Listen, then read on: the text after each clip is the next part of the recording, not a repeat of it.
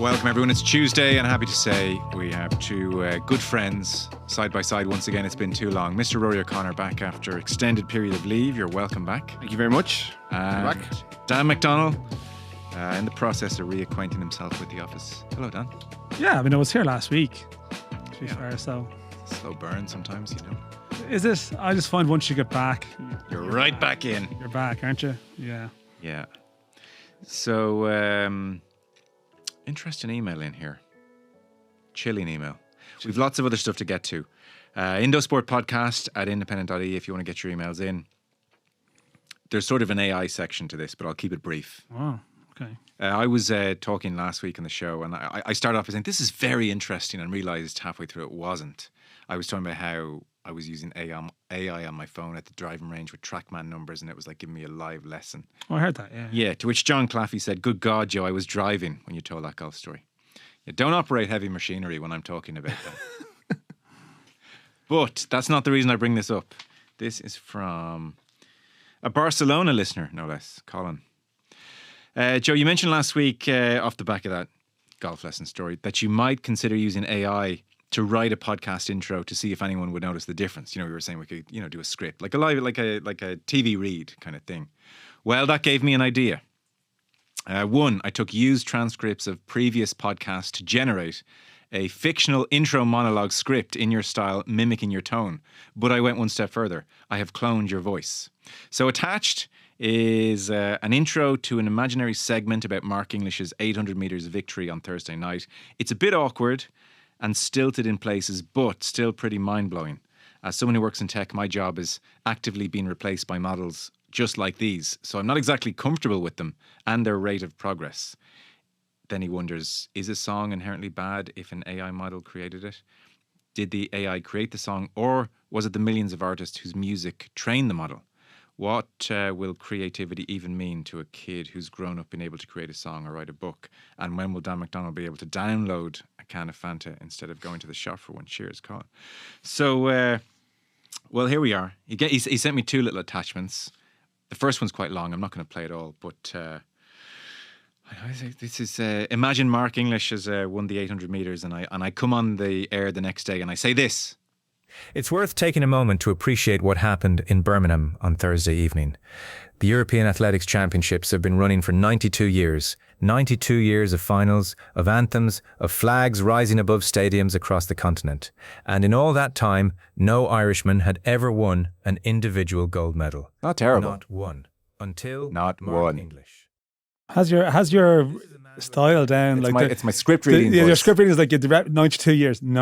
That's a bit of a thing. You'll say something for effect and then repeat it and off you go You again. can put it up again, Adam. We'll keep listening to it. Bronze in Go on, 2022, Rod. bronze in 2025. I listened to an audiobook, or I started an audiobook recently, and during the introduction was the following content cannot be used to train AI. All right. And I think you're going to have to start every podcast with that now, because that's quite scary and only going to get better. Really, like it's more accurate. I don't like that. I don't like that one bit. Almost meandering in his restraint. No, I don't like. And then, I presume you. Meandering in Sorry, his restraint. You may be talking, but Joe was listening to himself. Let's be clear. that's pretty good. I know. Joe was like, I wonder is AI me doodling while he's doing that as well. Well, so he sent in a second one, the last one, just to prove the point. Okay, so this, of course, is not really me, Joe Malloy, speaking. This is an AI model which has been trained on my voice, and the entire portion of writing you just heard was also written by an AI model. The model was shown various transcriptions of previous Indo Sport episodes to mimic my prose and writing style. And yes, it's all very scary. It sounds like you've taken some sedatives. No. I think that's Joe. I think that's really not good. bad. That's It's not bad, but it's slow. There's definitely off kilter. It's not. It's like Joe Maloney, and definitely could launch a sort of alternative podcast. It needs to have a cold for authenticity. It sounds like I have a cold, and it's a bit stilted or something. But give that another 2-3 years. Yeah. Yeah, well, like the worrying thing now is, your voice has been used as a voiceover on something you don't endorse. We had that already. Yeah. There was a podcast series. Oh, really? Yeah. The head of legal called me in one day. Oh. And he said, I just want you to know we're going to get after these guys. Wow. Yeah. Mm. It wasn't as good as this. I presume you've write an article in this file of Dan McDonnell into. Oh, look, this became a thing. It was a grok thing a while ago. Like, cover something in the style of journalists who might be prone to sort of slightly more flowery language and get them to cover events in history in their style. And yeah, it's kind of mad. Yeah. No. Sometimes you realize like it's sort of interesting that I suppose like I don't know. I say this in a nice way. Your voice is probably easy. Just don't say it. Your voice is probably it's sort of a very good radio voice and a very good broadcasting voice. So I'd imagine that can they get a full panel going with you as well? Do you know what I mean? That's what I'm saying. Can you get your full? Can you have Joe interacting with sort of heavily accented sort of guests and in a really effective way? Am I naive to not think that like you should have had to give permission for that to be allowed to be produced? For Colin in Barcelona? Well, yeah. I don't know. I mean, I think these models are using all of the data that's out there, and like increasingly, but I think Media House has a policy that they can't. But before they had that policy, and all the news organisations had those policies, they were already crunching all these things. This is the battle, the legal battles to come. But like I do think that's wrong. That without your permission, your voice is being used. And like they've obviously caught one other version of it, but like what else is going on? Like anyone who's on X gets those weird fake late show clips, and I think and like there's Media House ones or the independent ones as well. Like it is a false representation of your, even though it's done for fun and we're getting a bit of crack out of it. I mean, it's chilling. I mean, I was thinking, give that another year of improvement if it's exponential. For a bit of mischief, you could be like, God, I forward this on WhatsApp. Guess what I heard John Malloy saying the other day? Oh yeah, you know what I mean? Or like a leaked, a Richard Keys style. This and you'd probably have to come out and say, it's not me, it's AI, which no one would believe. Size and defect sort of exists. Yeah, if you say something for long enough, it's like, I think that's actually true. I know. Yeah, but this is the chilling thought for the future in 10 years' time. You won't know what to believe anywhere ever. We won't be able to believe the Stephen Ward WhatsApp voice note. 100%. And if Stephen Ward came out and said that was AI, you'd say there's a fair chance it is. Oh yeah, no, there's definitely a lot of things that happened around 10 years ago where just various sort of pictures and things and people shouldn't have done or whatever, and all of a sudden it's like easily explained now. Easily explained. A nice terrifying start to the show. No, it is. I was like, Chilling was a good it is. I do have a friend that works in that industry who says that basically there's not enough power in the world to keep it going at the pace it's going, and his job now is to manage the AI rather than like he feared being replaced by it a year ago, but now he just manages it and doesn't think it will have the capacity. So as in the physical energy, there's not enough energy in the world, and there's not enough chips and all that sort of stuff. So that gave me some cause for hope that. Okay. But that, it's not good. Michael Monaghan just wanted to give a shout out to Eddie, who got a lot of criticism a couple of months ago, and he was like, I don't know if Sasha Feinberg's all that. And now he's saying, can we have a moment for Eddie? He called Sasha Feinberg Ngamazulu not world class, number 10, back in November. He got clipped up and ridiculed on South African Twitter, and he has them all in the wolf shed now. This is after South Africa lost 16-33 to New Zealand. I know you and Will have recorded a podcast on this, which people can check out. 5-1 New Zealand. South Africa were leading until the 47th minute. They've dropped him, actually, Sasha Feinberg Ngamazulu. He was... he moved at halftime to fullback, turned over in possession 5 times, exposed a little bit in defence. Andre Parlart, who was still only 32. Every time I think of Parlart, he must be 37. Yeah. So he's in. I'm sure you're not condemning Sasha Feinberg just yet to the scrap heap. No, not at all. But I did speak about this with Will yesterday. But I have spoken to people who've worked with him, and there is a bit of a sense that the early success has gone into his head a little bit, and that.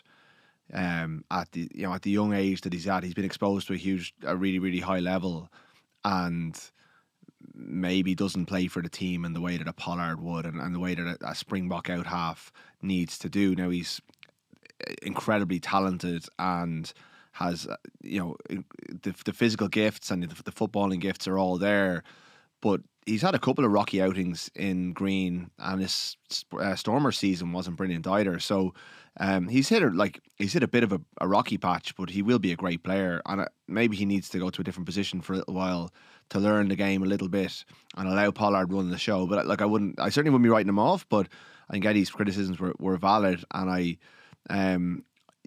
when the Springboks always try and change their 10, they ultimately come back to Pollard when they need him, and that's what's happening here. He'll kick. He played terribly in the URC final, but he is the guy who kicked them to 2 World Cups. South Africa to come back with a bang? I suspect so. It was a weird 5-1.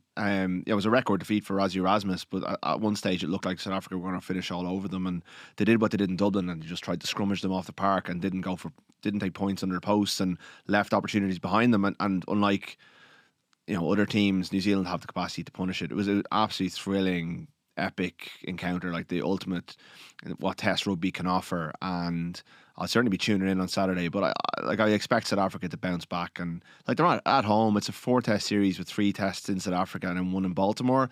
And just listening to people who are over there, there's a real sense that even if they draw 2-2 with a win in Baltimore, that will be seen as a failure within South Africa. They need to win the series on home soil. But this thing in rugby, and particularly in those 2 countries, has just been such a success. It's completely consuming them.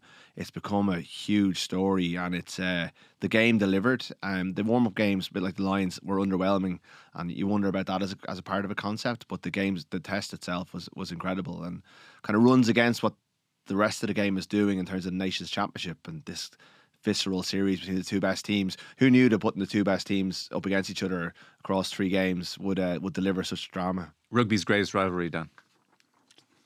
I respect it. There was a big piece in the Telegraph, not for the first time last week, just charting the demise of Match of the Day, the BBC generally, and we were kind of talking about it, and I still have a place in my heart for Match of the Day. So we had an email in from James.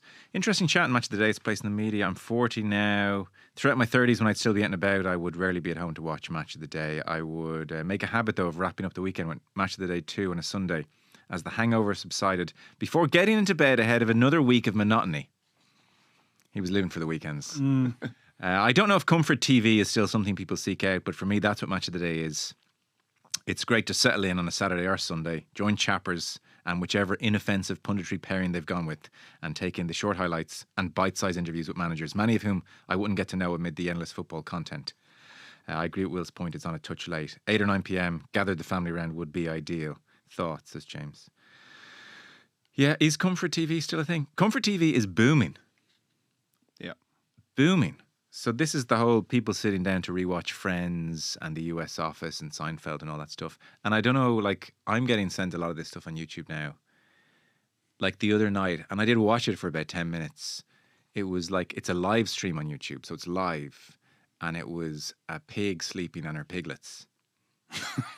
Wow. Well, that's your algorithm, Joe. That's AI speaking. And did you watch that on your phone or on TV? On TV. Okay. And initially I had this awful sense something terrible was about to happen. You know, you just see pigs sleeping, you think. A live stream. Yeah. So it was like live. It was happening in the world. Right. They were just sleeping, and I suppose people, you know, we're increasingly anxious, it seems, and nervous, and our cortisol spikes are off the charts, and we're in a frenzy. And so comfort TV, be it Friends or something even more kind of mindless, watching animals sleeping. Live animal streams are huge now. Really? Were you watching or were you scrolling on your phone while it was on in the background? No, I was watching. After a while, I got a bit bored. Yeah. Your hand began I'm trying to reach. figure out, like, is it sort of a Peppa Pig thing that has brought you here, or just a sort of a calm? I think it was. Yeah, do you sleep with sort of you know, the way some people would sleep with like the meditation sounds or anything, nothing like that? I'm sure there's probably. I figure how you get there. Probably watching like stuff about with a philosophical tilt and this mad world that we're living in. So I'm sure they were like, he's a sucker for this stuff. Send in the This pigs guy, one. there's a bang of existential crisis off Correct. this guy's feed. What can we? But I mean, that almost makes the YouTuber or Meta almost somewhat sympathetic. It's like, send this guy some sleeping piglets. They just want my attention. This will actually. They're not rub him in. They're not nice. They're just what will he likely click on. Yeah, It's very nice. And like the few times the mama pig would be like, she'd move, and the piglets would all scramble, and they'd fall back to sleep. sorry. So is that one of the kids in the manor? No, shh. I'm just watching the pigs here. Just watching the pigs. Yeah, it's about 11 o'clock. Everybody else was upstairs. I watched it for a good 10 minutes. Yeah. What did you go to afterwards? I went to bed. Went to bed. Maybe it did the trick. He went to check on his own little piglets and off he went. I mean, that is really bizarre. Like, I do think I have to say, like, I was not expecting it to go that way. You're on about comfort TV. I thought you were going to say you're going to watch 10 minutes of Seinfeld or Sure. like something of the era. No, and pigs. sometimes, and people, what's very popular now, people kind of walking through a big city. They just hold their phone and walk. Yeah, I did. Very pleasant. I recorded one of those the day my second daughter was born. I went up O'Connell Street. It's like, I'm going to record a video of Dublin on this day and save it. Great idea. Yeah, so I have like a minute of that day. Because I saved the Irish Independent, but obviously, and with all due respect to the newspaper, 18 months in, it's already yellowish. Yeah, I have one for both of them. Like, but that day in particular, it was daylight. I just went for a walk up the street, and I mean, summer 2024, and he got a real flavour of Dublin on the street at that time, a few protests and things of that nature. So there's a market for it on YouTube. Little window to the world. I just got pumped to endless nostalgia at me. Like, but that's probably because I do watch a lot of. I went into this rabbit hole the other day on YouTube of like watching. Like 1990s like footage of say RD where I'm from and sort of home what's actually out there on this, and now I get sent like Dublin in the 70s. I love that stuff of good. A trip through Dublin, record, and it's the old sort of camcorders or whatever brought to life, and I can't get enough of that. That's stuff. comfort TV. Yeah, Your recorder's always obviously out of control as well. Yeah, just in a different way. Yeah. What do you watch? Oh, like I feel really boring. Like Nations Championship. League of Ireland highlights. Yeah. Sopranos supercuts where they pick one character and follow only them through the entire 7 series, which is actually like quite cinematic.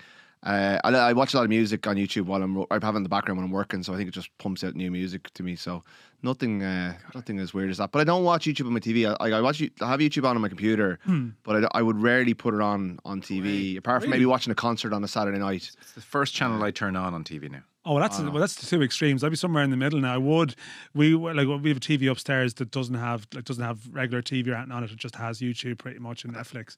Well, so, YouTube knows me well enough. That home screen says bang, and here's 4 things I want to watch straight away. Yeah. Anyway, match of the day, sure. So this Rory McIlroy thing is interesting. Both his game and then McIlroy versus Lee Westwood. I was just having a look back, charting their strange relationship. So McIlroy, we'd been talking about him last week, saying, "Guy, it's not looking too good." And then bang, he comes out and is right in contention at the BMW on Sunday night. Were you watching, Dan? I was out for a couple of drinks on Sunday night and was watching the golf. As a perfect backdrop for a couple of. It's comfort TV. It is.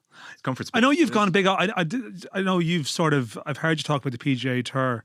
And how you've gone off it a little bit. But weirdly, I found since the last 5-6 years, and it is a little bit of a kid's thing, I've barely played golf, but I watch more of it. And that Sunday night thing for me, regardless of whether it's missing some of the stars, I actually still have really enjoyed those Sunday nights. It's why the NFL is popular. Sunday night is the slot for people of a certain age because it's the time everyone's at home. It's a perfect. I would often watch golf even though I'm not a big golf fan because it's Sunday night. There's nothing else to do. Yeah. Well, this was a really good 2 hours. So McIlroy, he was 5 shots behind Wyndham Clark overnight, but then Clark couldn't make a birdie all day, made 3 bogeys. McIlroy got going, and they were level on the 16th tee. And then, in fairness to him, echoes of LACC at the US Open a couple of years ago, where it was McIlroy versus Clark, and Clark prevailed. He went birdie, big birdie putt on 16. Where they were both, it was a par 3, they both hit the green, but McIlroy was closer. Clark went first, hold the putt. Real kind of match play moment. And then McIlroy in a par 5 just made a mess of it, went into the rough with his drive, and then that classic thing out of thick rough, he snagged the iron, it turned over, and he went into a bunker, and from there it was trouble. So Wyndham Clark won. I am not in a spot where I'm super happy with my game or where my swing is, but I just have to keep working on it. But it is nice to know, even when I'm not super happy with everything, I can still piece it together, get it around, and still give myself a chance of winning tournaments, which is very fair. Like in terms of his game, the stats are all, so. Driving accuracy, he's 134th on tour, although driving distance is second. Approach to green, 33rd on tour. Greens in regulation, 55th on tour. Putting, 38th on tour. Scrambling from the rough, 141st on tour. So, statistically, it hasn't been a great year, but that was a big step forward, the BMW on Sunday. He just made a mess of that par 5 as well. Yeah, it's kind of funny. I feel like this year he's there would have been a time where you felt Rory was a bit of a killer on the par fives, but it's actually there's been a contrast, I think, even some of the recent tournaments and majors where he hasn't, with the exception of the K Club last year, I feel like at times it hasn't been his forte, kind of being efficient in the par fives like you would have been previously. But I would have took Sunday as a pretty positive thing for him, that he's been completely gone at the game, and then he's like, he re-engages and then bang, like he's right up there. And he is coming into this busy stretch now where he's trying to win the race to Dubai. So he is, it's funny, for like Scheffler's season is winding down, and for others it's winding down. Yeah. Rory's coming into a little bit of a run now that actually does sort of matter to him. So I would have took that as a big step back in the right direction, even if the end was a bit scatty. All right. Same, very much so, yeah. Because he did make the point, like, Scotty doesn't play both tours. I'm about to play 5 and 6 weeks. Everybody's saying I don't play, but I've got a longer kind of postseason to him. Rory versus Lee Westwood caught fire, not for the first time, whereby last week McIlroy was asked, about bringing back live players to the PGA Tour. Would that add a certain value? And his one-line quip was, have they brought much value to live? And let it hang. So Lee Westwood took note of this and said, typical of Rory, not very well thought out. He's not the biggest Rory fan, Westwood. Like, he's on the record before as calling him a fucking drama queen. That's what he is. They had that, but you see, Westwood was like Chubby Chandler loyal, right? Yeah. Back in the day, Rory was like the sort of little boy in the sort of Westwood, Darren Clark, the boys club, and he was Rory, and he's just outgrown them all, and now says what he wants to say. And I mean, Westwood and Poulter and co are sort of in their little analog live world at times, thinking of dynamics of relationships the way they used to be. Totally. And there's a great kind of quote in the Alan Shipnuck book on Rory, the recent biography, from Stuart Cage. So basically, as you said, Chubby Chandler, ISM had Darren Clark and Westwood, and they obviously were the kind of the main players in that stable. McIlroy joins, and they take him under his wing. And there's kind of there's a complexity to the relationship in that, like, when McIlroy first comes on tour and wins his card at the Alfred Dunhill, afterwards he makes a big point of saying, like, Lee Westwood told me this week I could win my card. That gave me so much confidence. So there's kind of a mentor thing there. But then after McIlroy blew up at the Masters, Westwood, and this is me sort of surmising, probably sensing, God, this guy's about to win a major. I've never won a major despite being world number 1 for so long. He said of what happened at Augusta when McIlroy had that kind of meltdown, I've played with Rory. He does snap hook under pressure. So it's that, like, I'm your mentor, but I'm not really. And, we all know those kind of mentors. But the really interesting line is from Stuart Cage. So he was looking after McIlroy as part of Chubby Chandler's agency. And so he said of the Westwood treatment of the young McIlroy, treated him like a pesky little brother. So he said, Lee's very, very sharp, and he has a quick wit, and he would make all these little comments that were funny about Rory, but they were a bit harsh. I would feel uncomfortable listening to it. Rory may have felt the same, but he never responded. And I always had the feeling Rory knew deep down he was going to be the better player, and it was a case of, I'm going to show you.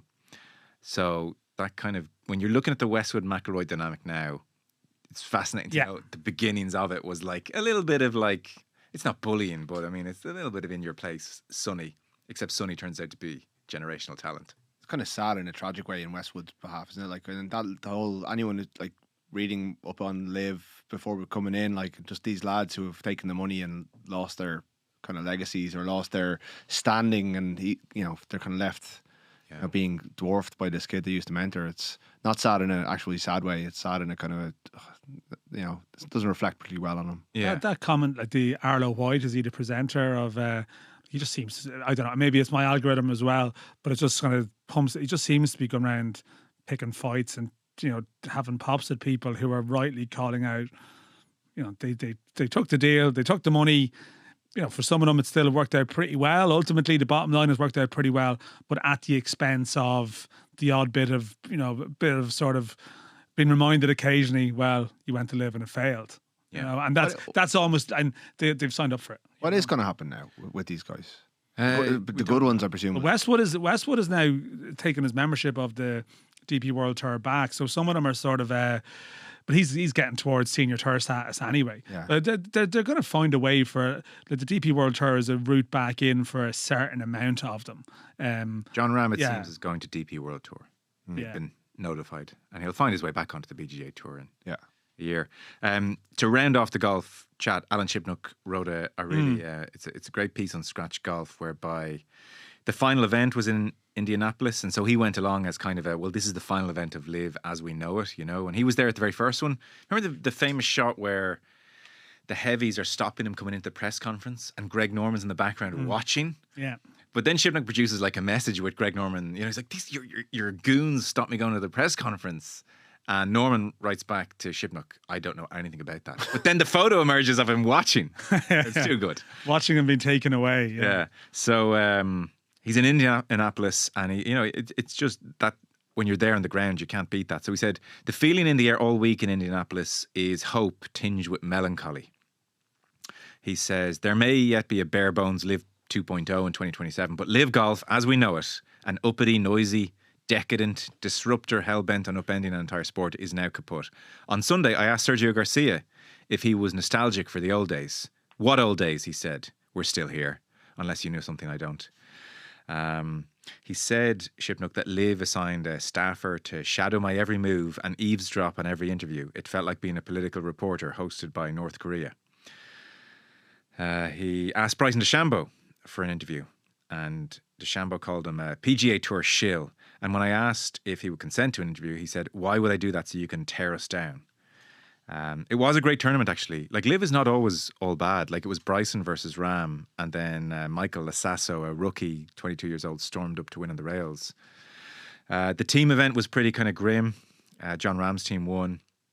Shipnuck said mostly they just looked relieved that this meat grinder of a season was finally over. In years past, the winning team was gifted gaudy Super Bowl-style championship rings. Legion... What is XIA? Legion 8 or Legion 13 received no such baubles this year, reportedly because Liv did not want to pay the jeweler that makes the rings. That was a real when the camera zoomed out moment, the presentation. But did Tyrrell Hatton and Tom McKibben not come out? Their theme tune when they come out was "I Want to Break Free" by Queen. It raised an eyebrow. Yeah, and like the lies, "I want to break free from your lies. I don't need you." Like as though It's James McLean's entrance music now at Derry.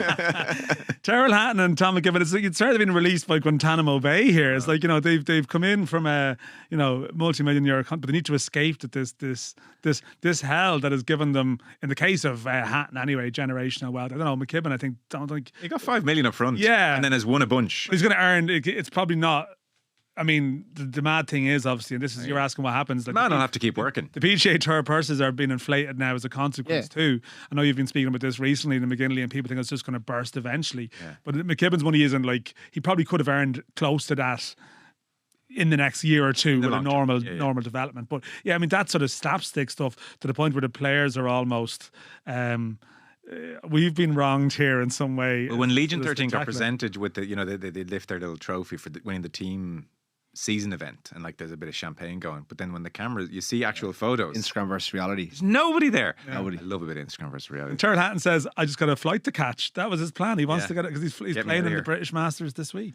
Shipman does say Liv has been an undeniable force. It made the sport more global, brought it to big time golf markets, starved of golf, Australia, Singapore, South Africa, Seoul. Like, this isn't a hatchet job on Liv. No, it isn't. Spain, It has been hard Mexico. against somebody. Yeah. It attracted the coveted younger demographic. Liv's internal data shows that nearly half of tournament attendees are under 45. Their €300 million investment in the Asian Tour helped an important part of golf's ecosystem. The Asian Tour have now jumped ship to become a PGA Tour feeder tour. It had the Anthony Kim comeback story, and recently as well, it started to kind of make dents in the US market for attendances. The event in Dallas had 20,000 tickets sold on a record day, 50,000 fans in Indianapolis, and on it goes. It obviously talks about how it's made all the players a lot richer. John Ram, $107 million earned in 2025, and obviously the PGA Tour have had to match them. One of the great examples of Liv money is Taylor Gooch. Like, a very good player, and was a good player when he moved. So he had 5.5 seasons on the PGA Tour, earned $9 million. With Liv, he's had $68 million on course, and that does not include the $30 million he got up front signing on bonus. So As Shipnuck puts it, thanks to Liv, golfers became the most overpaid athletes on the planet if the metric is dollars earned to eyeballs delivered. And then, he briefly charts the last year. At the end of 2025, they didn't bring on any new signings. Patrick Reed left, Brooks Koepka left. And then, of course, PIF announced their new 5-year plan and the drawbridge was pulled up, no more money. So 2027, there will be some kind of Live. BC Capital, it seems, are going to invest, and they met with the players. There'll be 10 events, $6 to $10 million purse per event. But like a big PGA Tour event now is 20 million per event. The player is 25 million. Greg Norman, quote at the end, "I'm sad, disappointed. I'm gutted, to be honest. I hate to see it wither away like this. I would rather just see it end." So there is the end of... Yeah, I will say one of years. the great outros to a piece is this is like the journalist dream as well, where the piece finishes with he sees the big Live sign at the end, and he goes over to these guys are sort of disassembling the Live sign, and he just chats to them about it, and they were like, "Yeah, do they need it?" He said, "No, they said they don't need it anymore." And it's very much like that's just a perfect like. Thank you very much. We'll sign off on that. Off we go. Do I use that in my intro? Or No. It's just so good. It pretty much ends at the end, So that sign, I don't know, the lads just take it off with them or ever stick it. It's in someone's living room somewhere in Indianapolis. Yeah, we might talk to Alan Shipman next week on the show at some stage. Reflect on the PGA Tour season anyway. Short break, loads to get to on the far side. Now, welcome back. Dan McDonnell and Rory O'Connor are still here. K. O'Neill, Dan. Yeah. You were writing about him yesterday. This is a technician. Yeah. It's number 10. It's a piece I was sort of probably looking to do for a while, and then I was off, and he played. So he's an 18-year-old, just gone 18 from Kilrea in Derry, which is Martin O'Neill's hometown, who is on the books of Arsenal. He would have played at the Aviva recently in that game against Betis that's been mentioned a couple of times. He came off the bench late in that. He was twice capped for Northern Ireland in the senior level. Yeah, by Michael Neal in the summer against Guinea and France. Yeah, interesting. Declan Rice also played against France for Ireland in 2018. And like the parallels are there to an extent. Obviously, there's different geographical situations and not bogged down in that. But the parallels are in the sense that he is someone who's been capped at senior level, by one team, and there's a situation where another. Look, the reason I wrote this piece is not just to sort of because he's eligible. It's because everyone on the island of Ireland is eligible. It's that there has been genuine attempts to try and get him on board, and I don't think they've been met with a complete no. There's definitely a degree of okay, let's see what's going to happen with this one. They're obviously going to have a squad in a couple of weeks' time. And it's generated a lot of interest, I guess, the piece. I suppose north of the border, there's a lot of commentary around that, and certainly a lot of reaction. And I think the broader thing I would say is that will the FAI get this particular player? I don't know. I think it's pretty much in the balance. It may well be 60-40, he stays where he is, but who knows? That could change. But I think we had that sort of flurry of players. You go back to probably James McLean, Shane Duffy, Mark Wilson, Darren Gibson. There was a wave of them, I suppose, in the late 2000s and into the early 2010s where it was a live subject. Then there was the odd one like Mark Sykes, and there has been the odd one along the way, but it hasn't been a big talking point. And I suppose with Conor Bradley being such a success story, and people have asked some questions that people in the IFA would say, well, Conor Bradley was never going anywhere. But I think from the FAI perspective and from speaking to people, there is a genuine sense that, they probably have taken the eye off the ball a little bit up north in the last period of time. Your piece said the FAI feel Conor Bradley is really the one that got away. Yeah, and that would be rejected by people who say he was very happy where he was. But this is going to be a complex one because, and I see it with the response. So K. O'Neill, as I said, is 18. Yeah. He played for the North against the Ireland under-17 team, say in maybe late 2024, was the best player on the pitch. But then, because he's played at under-17 level competitively, and he's played against, you couldn't offer him the chance to, say, play in the under-17 World Cup last year because he's not eligible.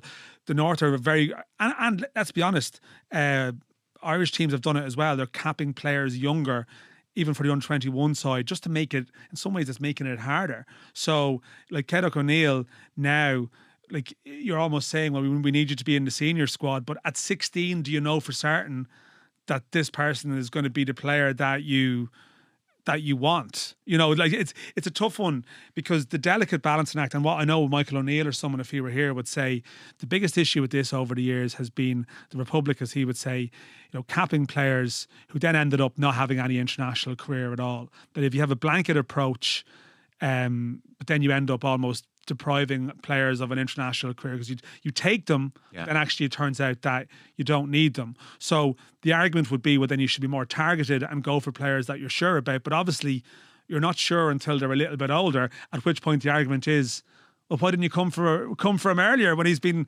integrated into our setup? So, and you said that so this 18-year-old Kate O'Neill did come on for Arsenal against Betis. The FAI knew he'd be there. Yeah. And it's your understanding they certainly had a conversation with him. Okay. They weren't going to let that opportunity pass. Is that maybe the point of tension, obviously, that it's not just like the FAI are not just standing back here and letting events take their course. They're getting involved. They're trying to meet him. Trying to sell Ireland, the Republic of Ireland, to him. Yeah, but like there is a view that maybe it's too late. Like, this is the thing, and this is where it's going to be a more uncomfortable ground over the next couple of years, because, you know, do you know, to avoid that accusation, or to avoid, because the message seems to be that Kate O'Neill's had a very good time.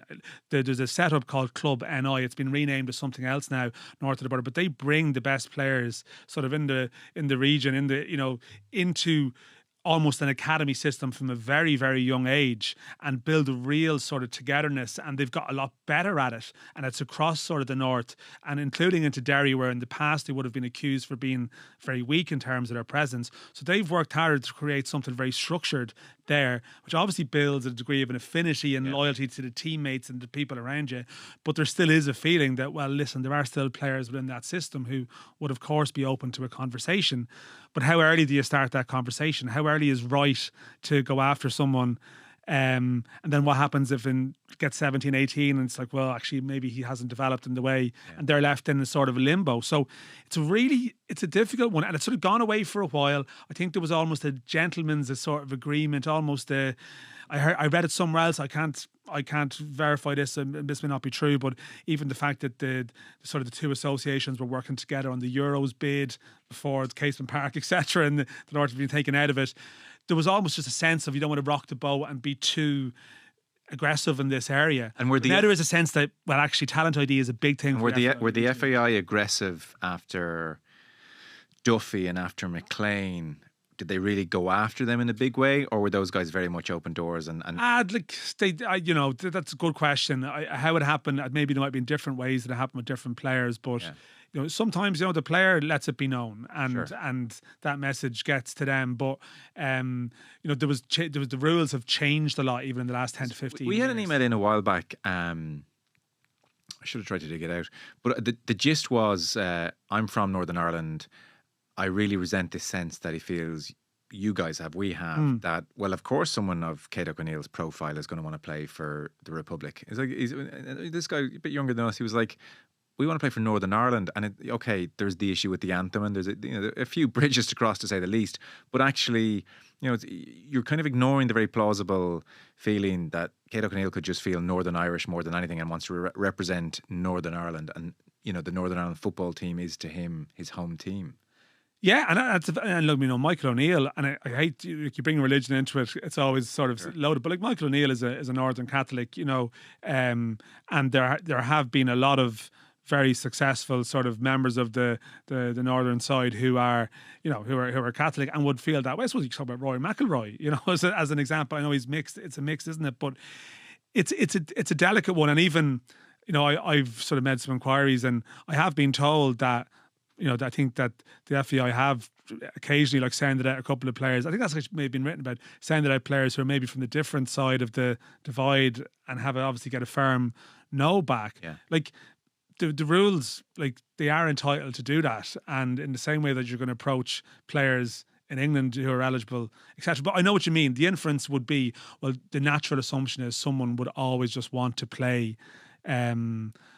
Play for Ireland. I get that, but you have to.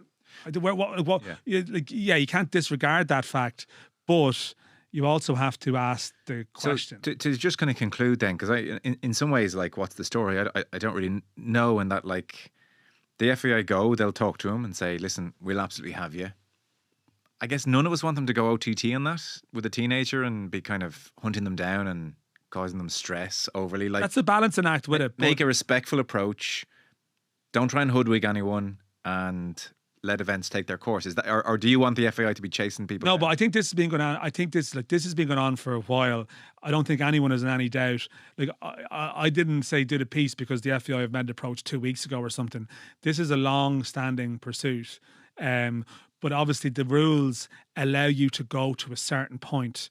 Like, you can only do one transfer of allegiance between nations. So in reality, once you're committed to one at underage level, it's the percentage thing to do, and it's what Declan Rice do, is to bring it as far as you can. But once he has his, another cap or makes a competitive appearance now, that's sort of it. So this is almost the crunch period now. Caps or one competitive. Yeah, but if you're under the age of 21 as well, there's different. They've amended this, and you could change, but it would be after a 3-year period in a holding bay. Like, the bottom line here is if he's named in the next squad, the next Northern Ireland squad, and goes and reports for duty, that's basically his decision made. But there is enough of a grey area out there now for people to wonder, well, what's going to happen if he's named in this squad? Okay. And that's, there are parallels there with examples in the past where Ireland have been on the opposite side of it. Yeah. When you step back from it, it's just like, it's so self-defeating that we've two teams on one island fighting over 18-year-olds. Two mediocre teams who can't get to tournaments fighting over young players, and for many reasons, both political and historical, and also political in terms of association politics, I would say.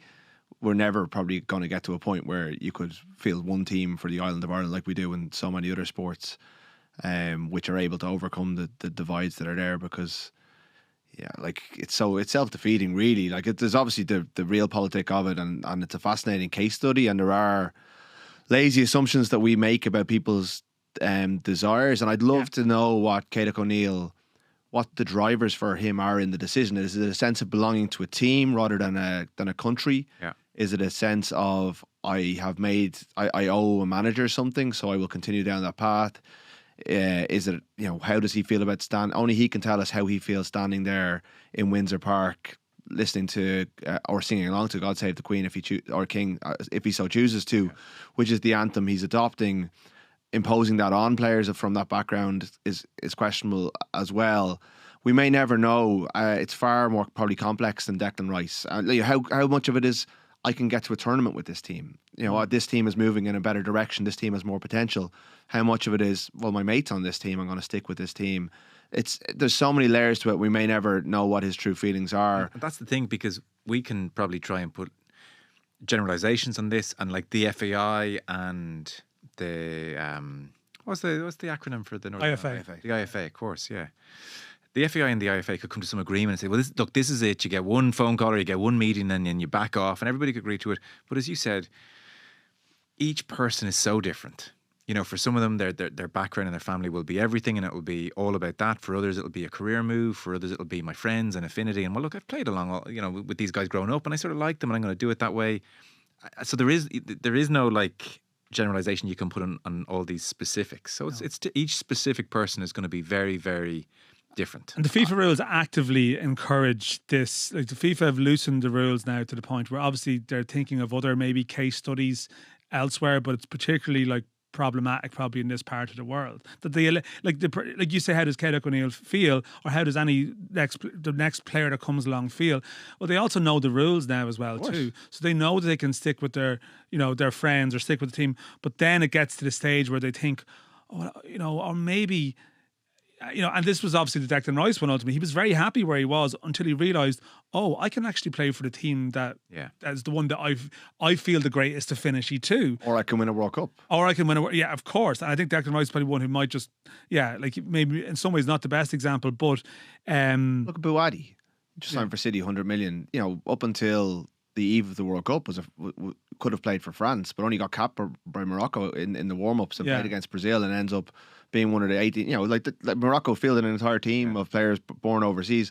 I think the FAI has to be aggressive. I don't think you can step back and be backwards about coming forwards about this. I think they have to go after every talented player. Like, we demand they qualify. We demand they get criticised when we don't have the players.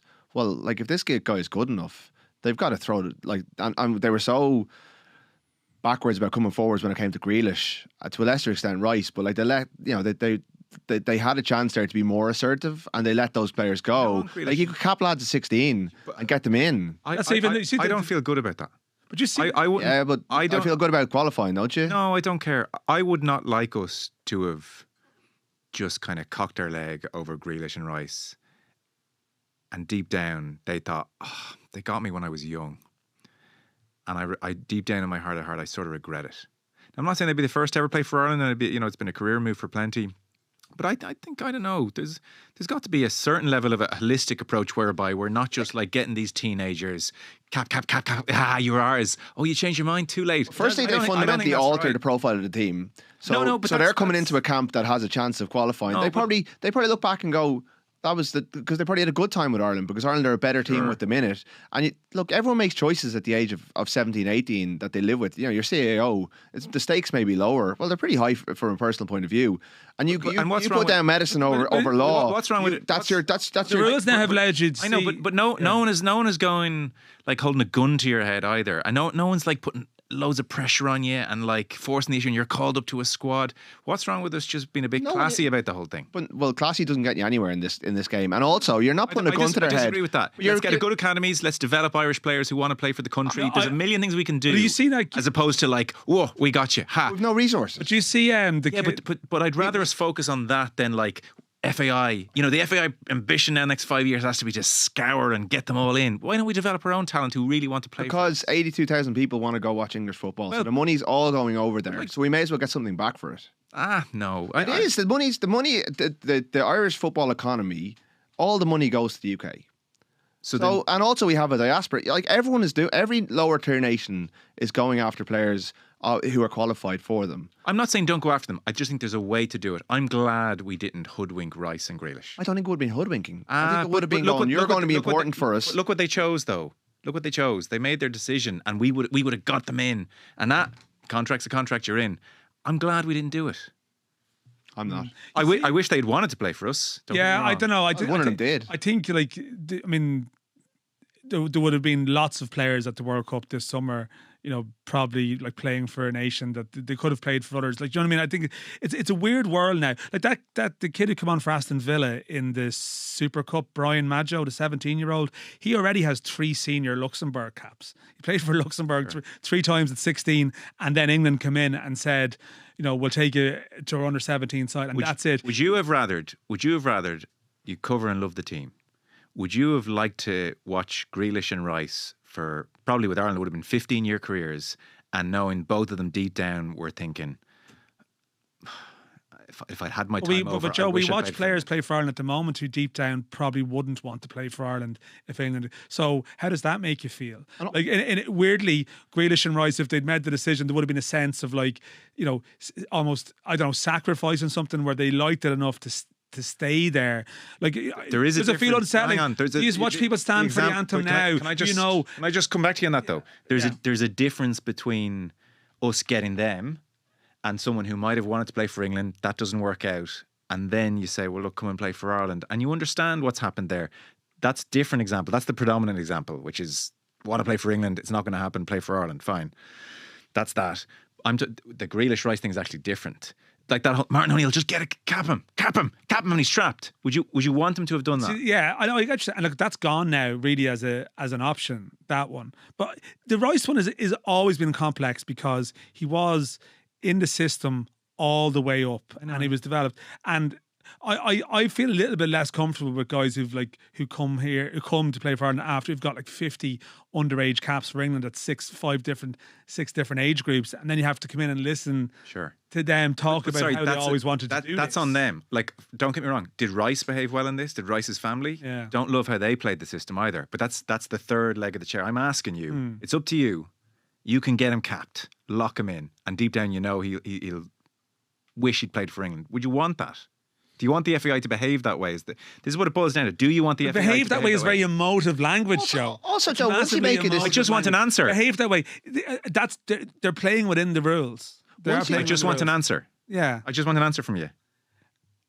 I wouldn't have been unhappy with them taking. That's fine. But I think I'm in the minority. I think you're ascribing something to them as well. Like once you make any decision and you commit to it, they wouldn't be coming into camp going, God, I wish it was in St George's Park now. They would have committed to the project that they committed to.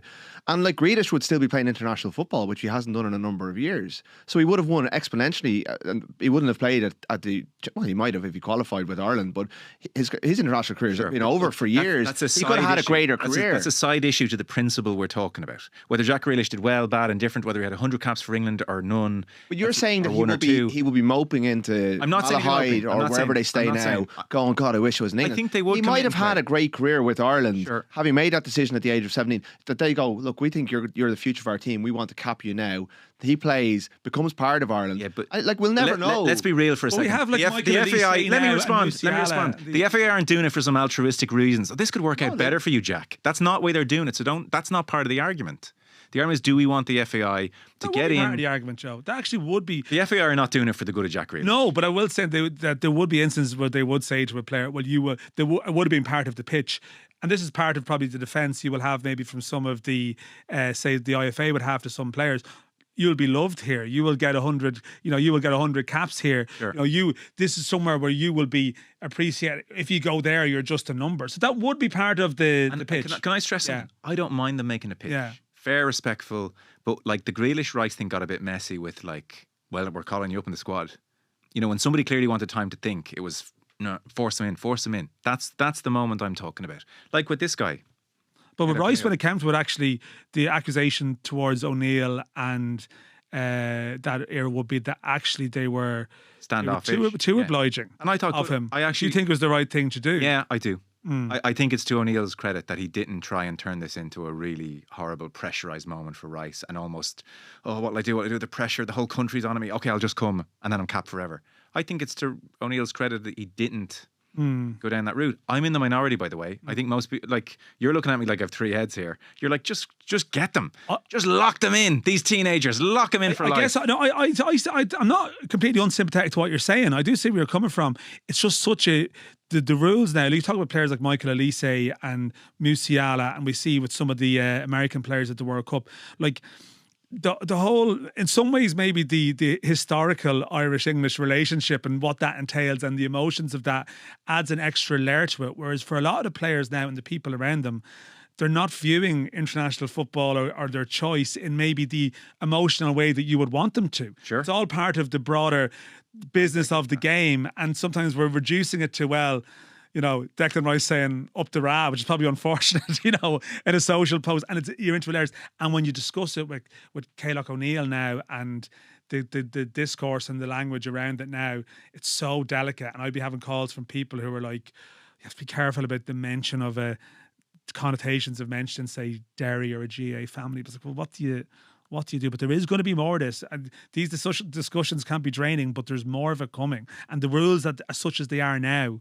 facilitate more of this. I don't know what the right way is, but if you are hands off, as you are, I'm not sort saying, of have. No, I'm looking for a good sense. You're failing as that. You probably are failing as, when your entire existence, as Rory sort of mentions, when you are a struggling football country, who now is resigned to the fact that, well, you just have to just suddenly get a team in the pitch that can win games because that's the only way you can make money. Yeah. But then, unfortunately, the obligation of the manager is probably just to get the best players on the pitch. That's part of your job. Rod, I'll give you a few final thoughts. And by the way, the position of Chief Recruitment Officer of the FAI is yours. Look, I think you can be ruthless and aggressive in a positive way. You can sell it to them. It doesn't have to be.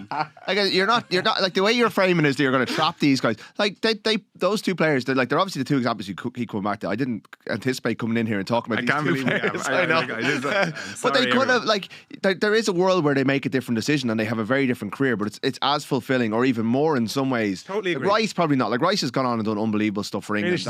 Grealish, shone bright for a while and went. Sorry, I take your point that Rice would still have done very well for Ireland and probably would have really enjoyed his time here. Yeah, so you're not, the gun to the head is a very stark, phrase to use when it was actually just, look, make a choice. This is what we're going to offer you, but we're going to do it at, we're going to say, look, you have to wait 5 years for England. That might never happen, because there are lads that you cap at 18.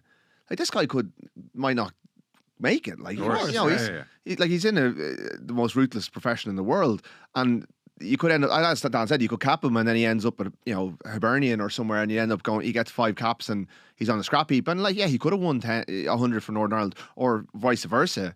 But like, you got to make a play for him when he's there, and you got to do it in a firstly, the best way to get these players is to be better and to have a functioning, thriving team. And like, I'd say the best advertisement for recruiting these kids is what happened in Budapest. Sure. And watching what the reaction to that. Just home need Euros, more of it. The home Euros in 2028 that the North are not. And would you feel, say the FAI went after this 18-year-old in a big way now, really went after him, got him capped, bang, bang, bang, there's your 3 caps, your R's done. And then, he had a certain level where he wasn't quite good enough for the Republic, but then in a parallel universe, he could have got the 100 caps for Northern Ireland. You're okay with that? So be it. He's 18, he's old enough to vote. Yeah. It's not like we're talking about a 10-year-old. Like he's a grown man with 2 options. The idea, what I'm saying is, you make it as attractive, and you sell it to him as hard as you can to come to you. And if he says no and he goes off and plays for North, like, more power to him. I'm okay with them making a pitch. With the rules now, the thing is that the way the rules are, because he's played at a certain, he can just switch once. He's made his decision for life. The minute he sends the letter to FIFA, So whether he has 2, 3, 4, 6, you get one switch. Yeah, so that's the point. Is that and that's why this is why this is coming to a head now. Okay. So he has to, like, any player making the move has to back themselves too as well. Do you know what I mean? Yeah. Like, it's not the FAI or whoever can whisper sweet nothings in their ear, but like, the player has to be sure, I can make this work, because once they do it, there is no going back from this. We're probably not a million miles away from each other. I want them to make a pitch and let him know it's on, but then almost okay, you're saying an 18-year-old, I still call him a kid. Let him make up his own mind. And you want them maybe to be a bit more ding dong, it's us again. Yeah. It's like, you can annoy people as well. So I think the way to do it is a little bit more. It's like Rudd's, like, ruthless and aggressive, empathetic service. You should have got him at 14. He pursued me in a ruthless and aggressive way. Like, also empathetic. Like leaving until after he's been capped twice is also, like, you got to keep your eye on the ball for a much. I would assume he was capped twice because of the interest. Yeah, of course. So, like, they're being ruthless and aggressive. They are. Yeah. Sorry, complete. Like, now why was the North he are getting the caps into him. Why him. was he fast tracked? Yeah. So this is what I'm saying. Everyone is playing the game. Can we all not play nice and fair? No. Yeah, you can't. Well, he can, but you can get run over. Yeah. Yeah, okay. Professional sport, like. Okay. No, listen, you get the job, I don't. That's the truth of it. If the North are capping him and getting caps into him, then of course you got to meet fire with fire. That's it's that is, honestly, it's such that Aston Villa example is such a mad one. Shocked me. I saw him come on in the Super Cup. I was like, hang on, he's already played 3 times for Luxembourg. And again, Luxembourg were trying their best, but they got to the 3 caps, and then I was like, oh no! If I play another one, and that's what happens. No, I get it. I think it's grim. No one likes it. It's just reality. You seem to come alive during that, I thought. Let's get him. Give them all residency. Is that not what it works? Or no? Sorry, that's different. Yeah. We've gone a bit over there, so we're not going to get to everything. This new winter venue to Dublin is kind of an interesting story. They reckon this will be opened by 2029, 2030, certainly before the Metro. They're at the planning stages. 8,000 capacity. This will be in Cherrywood by the M50. It'll have 1.5 million people a year going through the doors. 2 ice rinks, Olympic-sized, tennis courts, concerts. Any number of events really can be held there. Prime Arena Holdings is the company, and they have the architects behind the Spurs Stadium, the Yankee Stadium, and they released a bunch of CGI kind of videos and flyovers. And it looked world-class, I have to say. Cherrywood, one of the lads upstairs from Cherrywood, actually interesting. I kind of wasn't aware of the history of Cherrywood, were you? So it's kind of, I mean, the word he used was wasteland to me. What, like, just farmland, nothing land. And they, it was a greenfield site, and they started, they turned it into a town of sorts in 1998. And it's probably in a classic Irish sense, the amenities have not followed the way they were promised, you know. So there's a Tesco Express, a barber, but like no pub, no church, no kind of village. They got a primary school in 2024. Yeah. And that's such an Irish. Grim. You know, no, we'll plan the town. Here's a Now house. they're getting a nice. Didn't know that at all. Yeah. Yeah. I drive. Lewis stop obviously is. Yeah. No, it's a bit of a. You drive through it on the way somewhere, unless you live there. Yeah. Yeah, so it's just we do this all the time. It's so You frustrating. should build an ice hockey rink there. That'll solve all their social problems. But this is obviously very much a private venture to make lots of money. I think this seems good. Is this? They're looking for state funding though, aren't they? Oh, are they? Well, like I have no issue with this whatsoever as long as not a penny of state funding goes towards it, because if it's a private venture and they want to bring professional ice hockey and basketball to South Dublin and want to have concerts there, look, you know, absolutely. But as soon as, like, given how underfunded sports infrastructure is in Dublin and across the country, the people who were up in arms about the thing around the corner, the Whitewater Rafting Centre, should be equally as up in arms about this if they're looking for any state money, because that needs to go towards like actual projects. Yeah. Like I haven't read up on it recently. The last time I looked, they were looking for state money. This would be a little less silly than the whitewater rafting. I think this is way more silly. Do you? Oh, look, there's no great pit venue. Like, be good for the area. You know, we a world class indoor venue. We're getting state funding for like professional football clubs effectively at the moment. More of GA stadiums, more like an athletic stadium. Like we just had a tournament across the water where thousands and thousands and thousands could probably host a big indoors athletics. Yeah, we could do with that. I'd rather do up Santry. Once again, a bit like, you know, there's some kind of developmental or community aspect to it. I'd be not completely against it. Like, one of the arguments for, like, say, League of Ireland Academy funding is like, well, why are you giving it to these, you know, professional clubs? Well, the argument is there's a benefit at a level below, and it can be. So I need to read more on what's on offer here. If there's a community facility, you know, that can have some benefit, commercial facility, yeah, okay, and they're going to have a professional sports franchise featuring players from all over the world who come to play a sport that, like look, if sometimes they got to be ruthless and aggressive with these things, Ruud. Absolutely, you know. But just do it with your own money. Like, if they want to spend their own money on it, grand. If they've got money from abroad, apparently, like, you know, the NHL have, you know, they want to, you know, that they're tangentially saying this sounds like a great idea, and we may end up seeing NHL games here. I would just rather, if there's any state money around to go into stadia, I'd rather see it go into the sports that are crying out for it here in a city that's, like, you know, this whole swathes of the city don't even have pitches. You know, we don't need ice rinks. We need proper facilities for the sports clubs within the city. We need, like, the League of Ireland Stadium are crumbling. Parnell Park is in need of dire investment. Like, this, apart from the two stadiums that are there, plus maybe Tala, which, you know, is fairly rudimentary. The sports that people like are not well served. Morton Stadium is not up to scratch compared to what we saw in Birmingham. I just don't think this is what we need in this country. If people want to, from outside, and investors see it and want to pay for it, great. I'd rather they put it into other sports. That's fair enough, though. It's their choice. But if the state are looking to invest in this, I think it should be way down the priority list. Okay. I don't know. I thought we were about to give it 3 thumbs up. Sorry. Yeah, you shook me now. I'm a little bit. I need to sort of see on paper what the proposal is. But if there's a multi-sport aspect to it, you say you don't need ice rings, but I don't know. Maybe, like, you can develop, you know, other.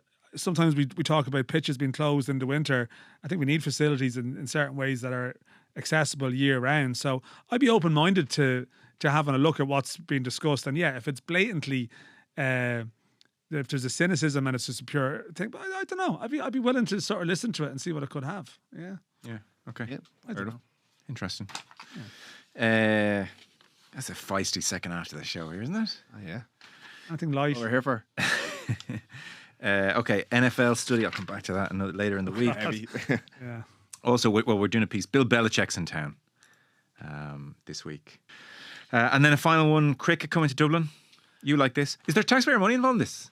Don't think so. I'll have you over the coals if there is. I'm not. Oh, you're a mister. You want this? I just found this interesting. There was a couple of pieces over the weekend about it. Peter O'Reilly had one in the Sunday Times, and it's like I don't think you were aware that the European T20 Premier League was kicking off tomorrow. I was not aware it existed. So 2 teams from Ireland, 2 teams from the Netherlands, 2 teams from Scotland. European T20 T20 Premier League. Okay. It features the Dublin Guardians, well known and beloved of the city. Where- Belfast Wolves. Where does the Guardian stem from? I don't know. No, I haven't dug. Two boys are Last both week. known to hang out at cricket clubs socially. Joe's on been the spotted in weekend. Clontarf. I go to Clontarf. Yeah, he heads to a cricket club at the weekend as well, don't you? Sunday on mornings occasion? in Rathmines. Yeah. I don't really know enough about. This is your area here, lads. How do you not know? You know, Well, this is it. If we don't know, who does know? The players certainly know because I think they stand to make it. 2 out of 3 people on average are hanging out in cricket clubs. You don't hang out. You should know what's happening. I walk with by the it. Dublin Guardians. There's a Dublin Friday. Guardians, yeah. Friday. They do a Friday barbecue thing in Clontarf. Yeah, I've heard about this. It's good. I've heard it's great. Yeah. Cool. Oh, no, I know you boys like to do it. Fair play to Very you. good. The kids love it. Yeah, no, Good. I might run it the weekend. No, you played a bit of bowls as well, don't you? No, I'm planning to play some lawn bowls this Sunday. Yeah. There you go. Yeah, Hidden depths. not state funded. I'll report back next time I'm invited on, which may not be for a while. Not at all. But anyway, This the is- Dublin Guardians Hang on, and the Belfast Wolves. The Belfast are- Wolves, I get. Why are we the Dublin Guardian? Don't know. Let's dig into that that's another piece. Leaders probably. Why would we be? They're playing in in The Hague I would have thought it tomorrow would be the Vikings. against each other. Sorry, I'm dwelling on this more than I should, but I'm just. Why are we the Dublin I Guardian? don't know. The franchise is owned by a former Indian cricket player, and each of the owners is putting 1.5 million each into it for these 6 teams. So the Dublin Guardians play the Belfast Wolves tomorrow to kick off the tournament in The Hague, which is starting at 10 a.m. Local derby. for the benefit of Star TV in India. And the At attendance what is time? expected to be at 10 a.m. on a Wednesday for Indian audiences. Okay. With the attendance expected to basically feature the friends and family of the players. Okay. And this thing is being held up as the latest kind of commercial venture to try and inject kind of a professional framework around cricket in these 3 countries. So Scotland, and teams are from Ireland, Scotland, and the Netherlands. Isn't it interesting? They're not even attempting to go after the local market, TV market. It's like, that's just Well, TNT are showing it, but it's obviously timings of it. Yeah, I think they've had to subsidise the deal for other broadcasters because it's the Indian market and there's Indian players. There's a 100-capped Indian player playing for the Dublin Guardians. I nearly said Vikings. So they're like there's a draft. So the Irish players are not necessarily playing for the Irish teams. Right. They've been drafted across the different ones. And is it a lot of Indian players coming over to play? Couple, there's Glenn Maxwell from Australia. There's a couple of Australian players who've been on the circuit are landing here for the games are in August. There's games in Malahide then in September, and then the finals in September. And obviously, even running a cricket tournament in Dublin in September comes with its own risks. Yeah. So look, I just thought I hadn't heard anything about this. I just read a couple of pieces at the weekend flagging it and flagging the risks with it and the kind of the I suppose the fragility of trying to float a venture like this in countries that don't have particularly strong professional sport market. Well, Scotland has an incredibly strong, and the Netherlands in terms of football, and the Netherlands would have a very strong professional hockey league and things like that. But to get this off the ground, it's going to cost a lot of money. And I don't get the sense around the city that people are buzzing about this happening next month. I haven't seen any marketing about it. So when do they? Did you say they play in the Hague? They're in the Hague tomorrow for Okay. the next couple of days. So the first couple of rounds are in the Hague. Oh, they move. It's a country round to country. robin, and then there's a see. final, and then there's nothing in Scotland. Yeah. One of the Scottish franchises already had to be bought out by the tournament because the investment went under. It's been backed as a whole by a Bollywood star, so it's got all it ticks a lot of boxes. But it's Is there a live-esque aspect of creating these sort of franchises, nickname based, and it's a traveling roadshow basically? go back to the ice hockey. Go back to it's this professional sport. I was doing the left wing at Will yesterday. He brought up a Super League game between Wigan and Warrington taking place in the RDS, or the Lay Arena as it's going to be known, in April. And apparently they've already sold 10,000 tickets for this. And I just don't see a market for Super League in Dublin. And yet here we are. So there's these markets that they think they can get at. And maybe it's just the Indian TV market at this time of the year is starved of content and has lots of money. But it's just a little window of professionalism. I don't anticipate, Malahide's a lovely place to go and watch sports. I wonder what the attendances are going to be like when this final rolls around. Will people start watching this while they're working on, will there be a bit of a buzz? There's not a big cricket media here. There's not a big cricket infrastructure. I think there's only 11,000 players in the whole country. And yet here we are, there's big money, there's big figures. Apparently the players can earn in this period as much as they get from a central contract from Cricket Ireland. And even there's worries within Irish cricket that if this takes off, it could impinge on their availability for tests. If it becomes bigger and they incorporate different, like the URC, Yeah. you know, bigger and bigger as a franchise league.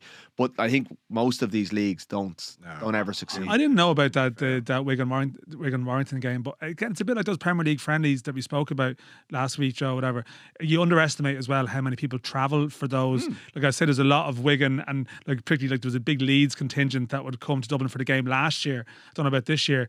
Like Dublin is a city that is an attractive place for a lot of people to visit, and it's Did you just check the hotel price? yeah, well that's true, but it's coming on the radar for maybe a couple of organisations. Oh, see, those friendlies did well over there. Oh, let's try and move something else there. The NFL game and stuff like that. NFL, yeah, of course, yeah. Destination sport is definitely something. And I think when Dublin, the hotel price, that was a glib comment, but when you're trying to play, say, European College football rugby, classic this weekend, isn't it? Yeah. but those all have massive runways. Whereas, like when Leinster play a European semi-final with a week's notice, teams can't get hotels in Dublin on a week's notice. So it almost has to be, like, you know, even watching the Conference League qualifiers and stuff, and people trying to hastily arrange travel to Ajax or to Midtjylland. You've got such a short window to try and get to these places in the middle of the summer. It's a completely different beast. Whereas if you give yourself loads of runway and you say to people this is a destination, it's a completely different proposition. Okay.